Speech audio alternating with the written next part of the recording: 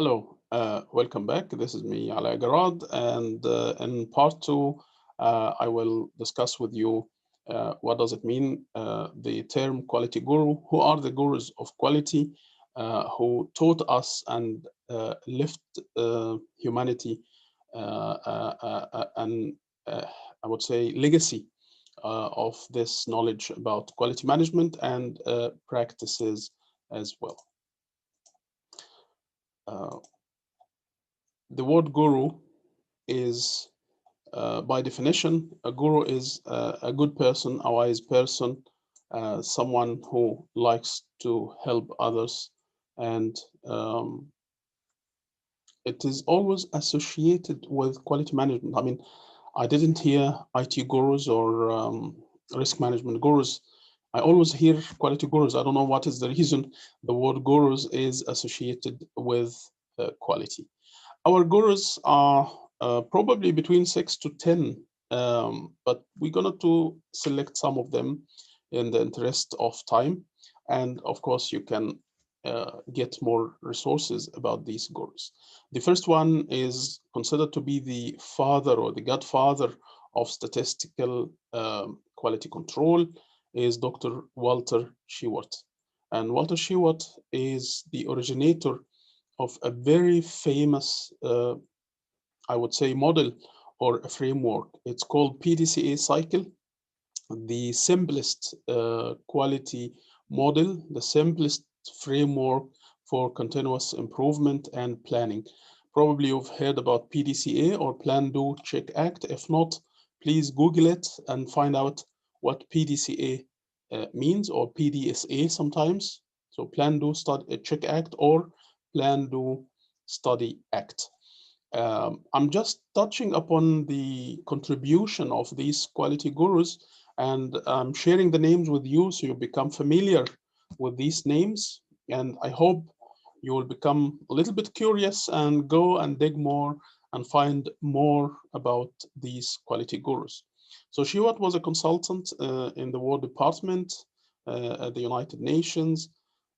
He worked in the government of India, helped them, and he published a lot of research. He was an honorary member in England Royal Statistical Society. So his contribution mainly in the statistics area and control of quality, how to control the quality management and to measure the impact of quality. There are some references available on the list of references or the list of readings. And please, if you like to know more, just drop me an email and I will send you more resources. Probably Shewhart is the father of the statistics control and the very first guru, but Deming is the most well-known, the most famous quality guru, and probably because the famous 14 points of Deming, or the 14 principles of quality management. But in addition, Deming promoted the Plan, Do, Check, Act cycle that was created by Shewhart, and some people will call it Deming cycle, though Deming is not the originator of Plan, Do, Check, Act, but he used it heavily and he promoted it in Japan, in the United States, and around the world. Just to give you an idea about the contribution of Deming, he um, the progress and the quality of the Japanese products is attributed to Deming and to Joseph Juran. Deming went to Japan after the Second World War to help Japanese improve their the quality of their industry and services, and they spent probably 30 years there. And as a result, Japan created a quality award, a national quality award called Deming Prize. So they named it after Deming. He died at age of 93 and contributed to the body of knowledge of quality management until the last day of his life. One of the really must-read books of Deming is called Out of the Crisis. And I strongly recommend you to read this book. It will open your eyes to many interesting topics. And though it was published in 1986, however, this book is very valid to today's business and today's world. And as if Deming was looking at the 2020 and what we are having nowadays. There are lots of material on YouTube, so please give it quite some watching and see the videos of Deming. And there are more material available. In addition, there is Deming Institute. You just go to deming.org and you can subscribe to the newsletter. You can follow up the activities and the downloads. You can really get fantastic loads of resources.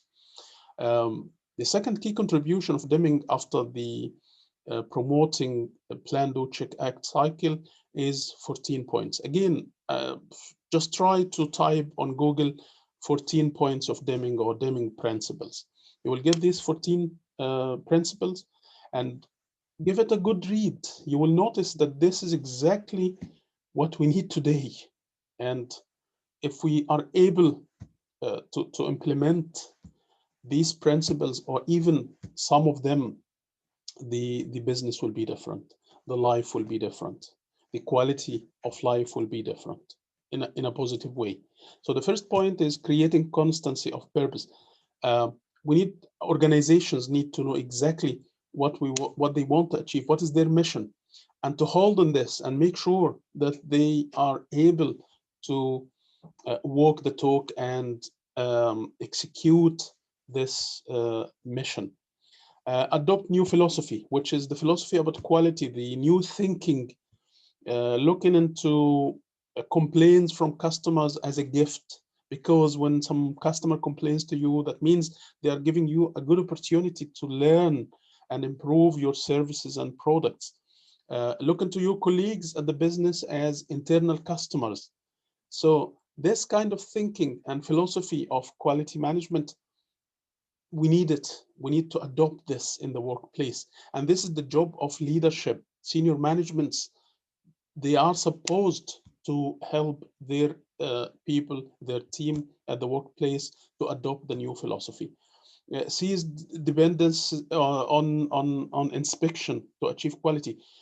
Deming always talked about reducing the inspection, but um, in turn improve the input. So if you have quality input, you will not worry much about the output because the quality is embedded in your input. So don't rely only on the inspection, or don't try to maximize the inspection to ensure that the quality is there. Deming was always against the decisions that is based on the prices, especially when we talk about procurement and ordering from the suppliers. And the typical practice is to send to float a request for quotation or proposals, and then you compare the prices. Of course, you compare also the technical side, but usually nowadays we tend to go for the cheaper supplier. Okay, Deming was totally against this. He said, go to the best and sign a long-term contract. So try to reduce the number of suppliers, because this will save you a lot of headache and hassle and managing the supplier relations, and will ensure the long-term, the long-term commitment between you and your supplier. Um, of course, it requires a lot of time. I mean, to explain the 14 points. If I pick number 8, for example, which is a chronic pain in most of organizations, drive out fear. Because employees, when they feel afraid, they won't really take the risk. They will not adventure doing new things. If they feel they're going to be blamed for their errors or mistakes, then they will not try. They will hide mistakes. They will hide the problems because they are afraid to lose their job, to get blamed, to be penalized. So if we are able in our organizations to drive out fear, to have a blame-free culture in the organization, the outcome will be fantastic. Um, this was published in 1986. Until now, we are suffering. We can see many examples in organizations where people are afraid to talk because they will be blamed or they will be penalized. Um, break barriers, break down barriers between staff areas and between departments as well. Eliminate slogans, you know, the employee of the month, the quality month, and it is nice if we are able to consistently develop this and we are measuring the effectiveness of these slogans and these campaigns. But he again was against these campaigns. Remove barriers that rob people of pride. Sometimes managers do not let their employees celebrate success. They do not attribute it to them. They do not recognize them. And this is why there is a saying that people join the companies, but when they resign from their managers. So this new philosophy, this understanding of the importance of recognition of employees is a must and one of the points of Deming. Institute training and education, and he emphasized a lot on the importance of raising awareness, training and education. Unfortunately now, whenever a company wants to cut the budget, they start with the training or they start with the quality. Yeah, can't help with it, but we can raise awareness about it. We can refer back to Deming, but also we can refer to good practice. There are very good success stories. There are companies who really invest in their people, who invest in quality. Take, for example, IBM, Xerox, Google, Apple, a company called LL Bean.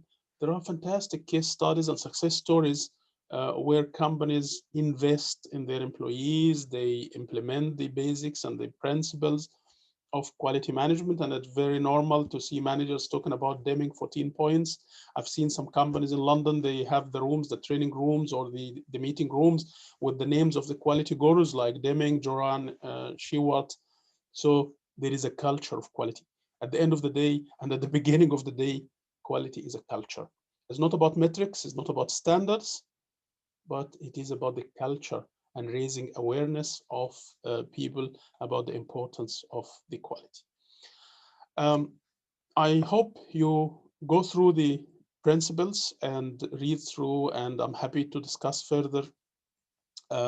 This is the quote I never forget, and I always put it in my email signatures, I put it in my writings, my articles. Learning isn't compulsory, neither is survival.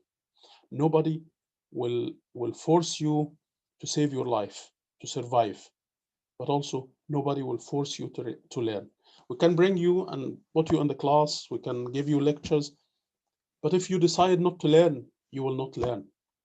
So learning is a choice, and no quality without learning, no learning without quality.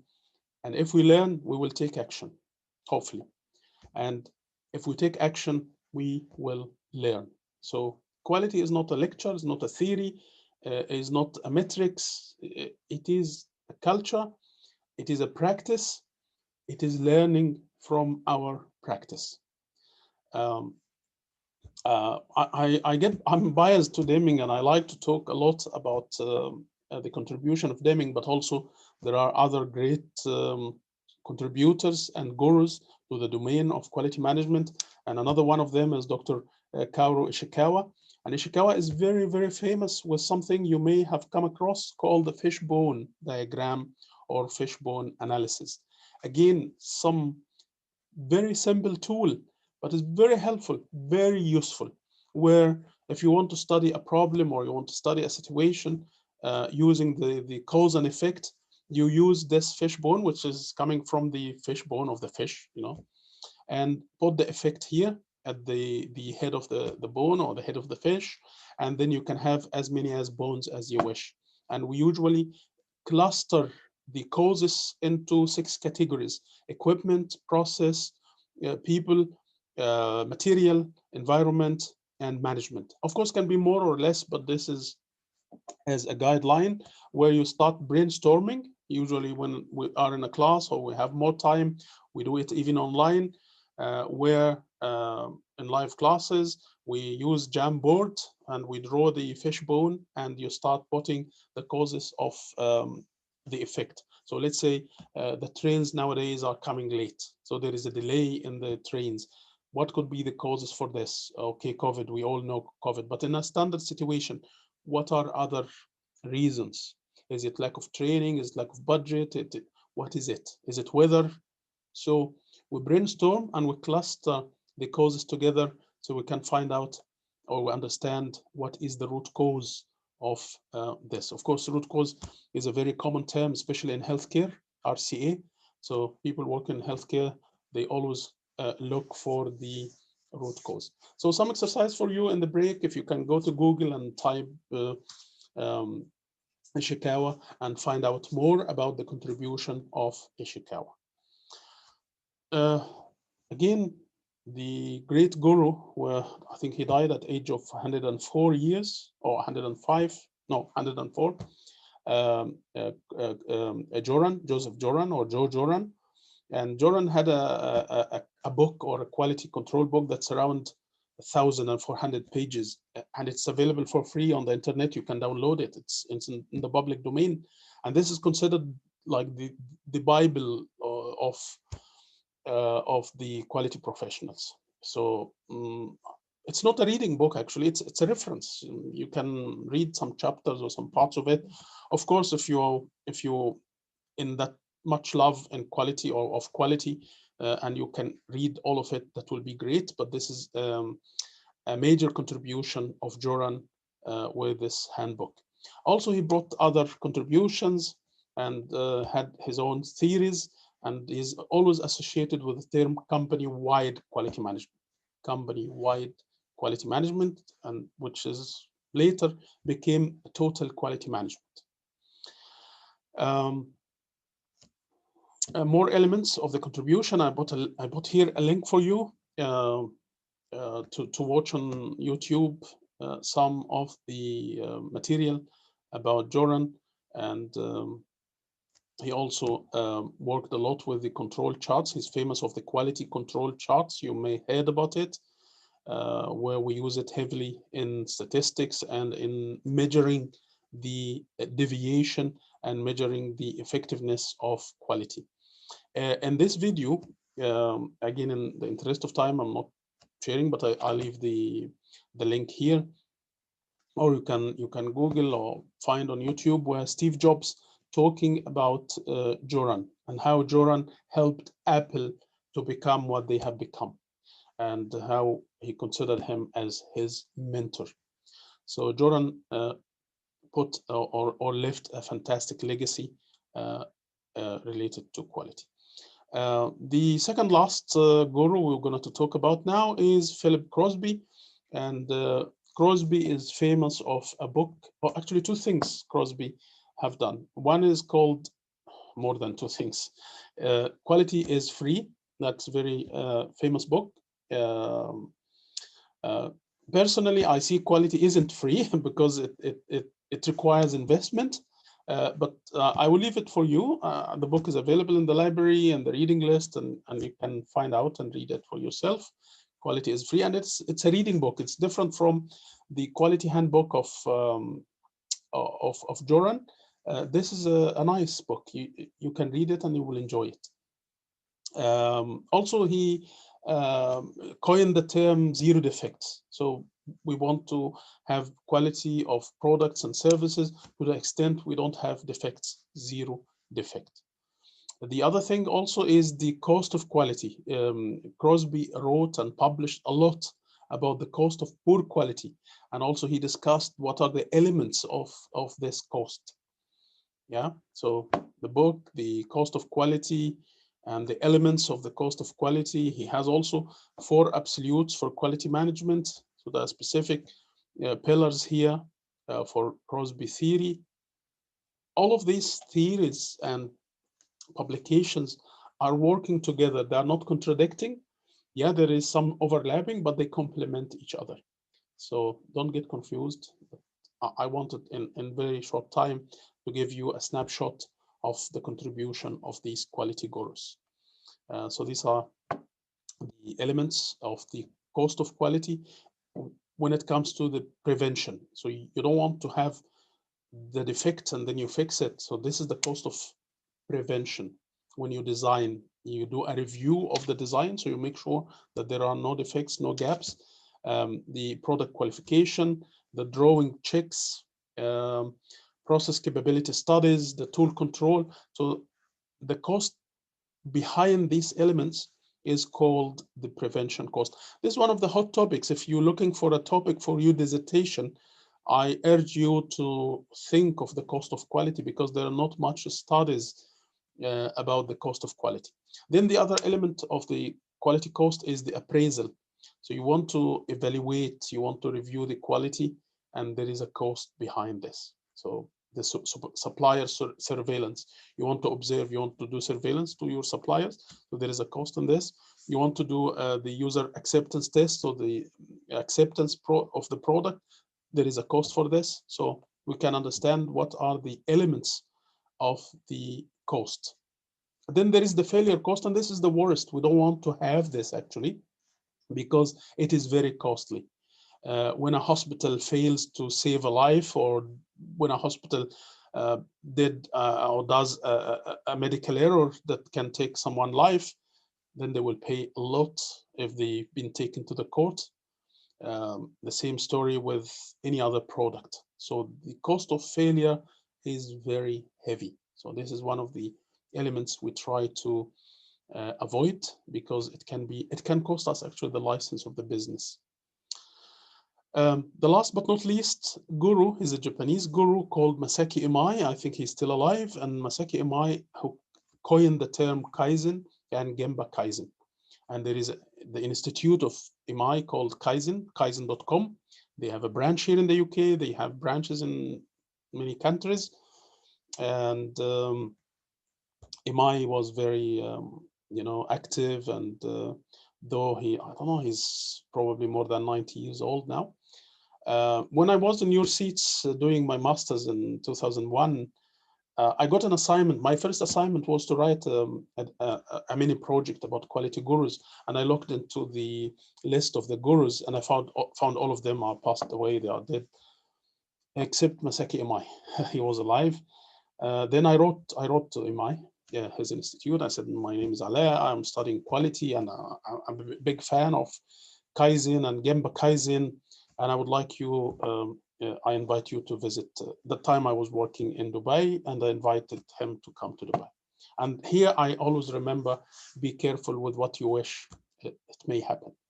2 weeks later, I received an email saying, oh, thank you very much for the email to Mr. Imai. He liked it, and he accepted your invitation. And in order to come, this is the honorary fees of Mr. Imai, and it has to be like 3 tickets, business class, because his wife comes with him and his business manager, and all the requirements. And that was sad moment for me. I didn't know what to do. I was really overwhelmed. I went to my supervisor. I said I did a huge silly mistake. He said, what did you do? I said, I wrote to Mr. Imai, and I said, I invited him to come, but now I don't know what to do. It's very expensive. Supervisor said, leave it with me. And he talked to some sponsors. And at that time, there was a conference in Dubai called Sharing Best Practice. And fortunately, luckily, the organizers of the conference were looking for a keynote speaker, an international keynote speaker, because the one they wanted before apologized last minute, and that was a dilemma for them. And as if, it was magic. And they were so happy, because if they want to book Mr. Imai, they need at least to give him a 10 months notice, or maybe sometimes even longer than this. So it was just the perfect match. The sponsor paid for the visit, and they were so delighted. Actually, it seems like I've done them a favor. And for me, it was a great thing, because I had a chance to interact with Mr. Imai directly, face to face. And the sponsor introduced me to him. He said, this guy was the key for your visit. And you can see me here. You can find out where I am. Number 2 from the right hand side, and Mr. Imai in the middle. And these are some of my colleagues. where we were studying masters in quality management. Um, when we learn from the gurus, we learn from the best, really. So keep learning and look for more resources from these quality gurus. I added some links for you, and especially when you may heard about Kaizen before, or Gemba Kaizen means the workplace, and Muda means waste. And if we have a chance to talk again, I will tell you nice stories about waste and how a country in Africa, Mauritius, how did they manage to eliminate Muda to improve the quality across the country. Thank you for your patience. I hope it wasn't that boring. I know it's a little bit dry topic, but I'm just trying to open your eyes to the key areas and the key gurus in this field. My contact information is there, and I look forward to meet with you in the third part of this lecture. Thank you.